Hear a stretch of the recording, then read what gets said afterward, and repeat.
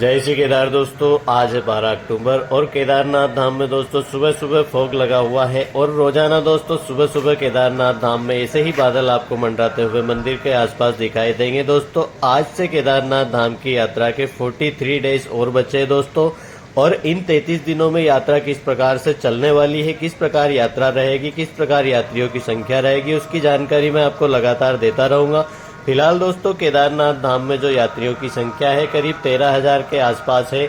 और दोस्तों सुबह सुबह जितने भी यात्री मंदिर में दर्शनों के लिए लाइन में लगते हैं, दोस्तों सुबह 2 बजे से ही लाइन लगना स्टार्ट हो जाती है। अगर आप 2 बजे से लाइन में लगते हैं तो आपको गर्भगृह में दर्शन हो जाते हैं। कुछ 100, 200, 300 यात्री जब उस समय पे होते हैं, उन सभी यात्रियों को गर्भगृह में दर्शन करवाए जाते हैं। दोस्तों उसके बाद में जो यात्रियों की दर्शनों की जो लाइन है वो काफी ज्यादा लंबी हो जाती है, तो फिर गर्भगृह में दर्शन बंद कर दिए जाते हैं। और दोस्तों बात करें मौसम की, तो दोस्तों मौसम पूरी तरह से अच्छा बना हुआ है। आप कह सकते हैं सुबह सुबह आपको यहाँ पे कोहरा दिखाई देगा, सुबह और शाम में भी दोस्तों बादल छा जाते हैं मंदिर के आसपास। उसके बाद में दोस्तों पूरे दिन केदारनाथ धाम में धूप खिली हुई रहती है। और दोस्तों आज रात में हल्की फुल्की बारिश हुई थी केदारनाथ धाम में, मगर दोस्तों कल बीती रात में दोस्तों काफी स्नोफॉल, ऊपर की जो पहाड़ियां हैं उनमें स्नोफॉल हुई थी, मगर आज दोस्तों स्नोफॉल नहीं हुई है ऊपर की चोटियों पर।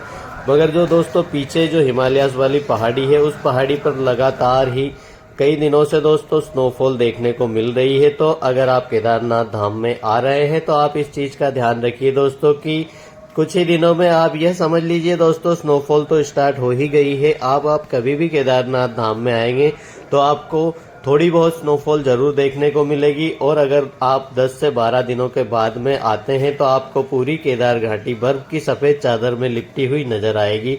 दोस्तों केदारनाथ धाम में बहुत सारे दोस्तों के यह भी कमेंट आ रहे थे कि क्या हम अपने बच्चों या बुजुर्गों के साथ में यात्रा कर सकते हैं।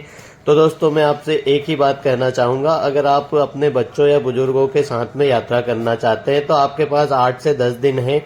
उससे पहले आप बुजुर्गों या बच्चों के साथ में यात्रा अगर करना चाहे तो कर सकते हैं दोस्तों। उसके बाद में केदारनाथ धाम में बहुत ही ज्यादा ठंड बढ़ने वाली है, तो उस समय पे दोस्तों आप बच्चों को न लेके आए, बुजुर्गों को अपने साथ में लेके न आए दोस्तों, क्योंकि ठंड बहुत ही ज्यादा होती है। उस समय पर बीमारियों का खतरा बना हुआ रहता है।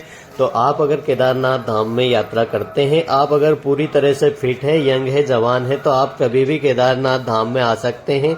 मगर दोस्तों अगर बच्चों को लेके आते हैं, आप बुजुर्गों को लेके आते हैं, तो आपको मौसम सही हो उसी समय पे यात्रा करिए दोस्तों, क्योंकि केदारनाथ धाम तक जो पहुंचना होता है बहुत ही ज्यादा कठिन चढ़ाई चढ़ के यहाँ पहुंचते हैं दोस्तों। जितने भी श्रद्धालु केदारनाथ धाम में आते हैं, अगर आप हेलीकॉप्टर द्वारा आते हैं तो आप कैसे भी केदारनाथ धाम तक बड़े ही आराम से पहुंच जाते हैं दोस्तों। मगर पैदल यात्रा बहुत ही ज्यादा कठिन होती है केदारनाथ धाम की, तो आप पूरी सुविधा और अपनी व्यवस्था के साथ में आइए दोस्तों। बर्फबारी केदारनाथ धाम में आपको बहुत ही जल्द यह पूरी केदार घाटी बर्फ की चादर में लिपटी हुई नजर आएगी दोस्तों। और जो पीछे की जो पहाड़ियां हैं उन पहाड़ियों पर स्नोफॉल हो रही है, लगातार हो रही है दोस्तों। मिलते हैं आप लोगों से कल एक नई वीडियो, एक नई जानकारी के साथ में। जब तक के लिए हर हर महादेव, जय श्री केदार।